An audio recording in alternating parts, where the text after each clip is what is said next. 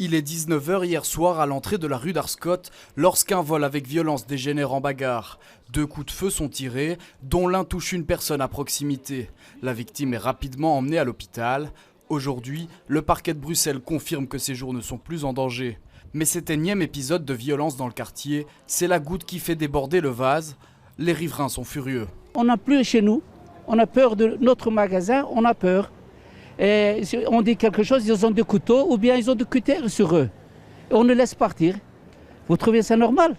Vol à la tire, bagarre, trafic de drogue, l'insécurité s'est généralisée 24 heures sur 24 et empoisonne la vie des commerçants. Ras-le-bol, et si ça continue comme ça, on va aller au chômage aussi. C'est ça que le gouvernement veut. La clientèle féminine n'ose plus passer par ce tronçon. Et ce problème ne concerne pas uniquement les commerçants, il concerne également tous les travailleurs du quartier, tous les usagers, les fonctionnaires. Ces personnes ont la peur au ventre. Pour ces commerçants, c'est un sentiment d'impuissance qui prédomine face à une petite délinquance qui, à force d'être restée impunie, nécessite selon eux des réponses politiques plus fortes aujourd'hui. Le souci qu'il y a chez les commerçants, les riverains, c'est qu'on s'est quasi habitué à ça. Mais ça, c'est pas normal. Il n'est pas normal de s'habituer à une telle violence. Ce qui est normal, c'est de trouver des solutions structurelles pour régler tous ces problèmes dans le quartier.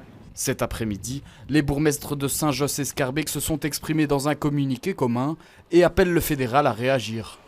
Nous n'avons eu jusqu'à présent que peu d'écoute pour les renforts de la police fédérale au niveau de la gare du Nord et pas plus pour enfin trouver une solution pérenne à la question de la prise en charge des transmigrants. Nous réinterpellons à ce sujet Madame Verlinden, ministre de l'Intérieur, et Monsieur Madi, secrétaire d'État en charge de la migration. Les 2 communes ont décidé d'interdire dorénavant la consommation d'alcool sur l'espace public du quartier. Du côté du parquet, l'enquête se poursuit afin de préciser les circonstances exactes des incidents. 5 personnes ont déjà été privées de liberté, dont l'auteur des coups de feu.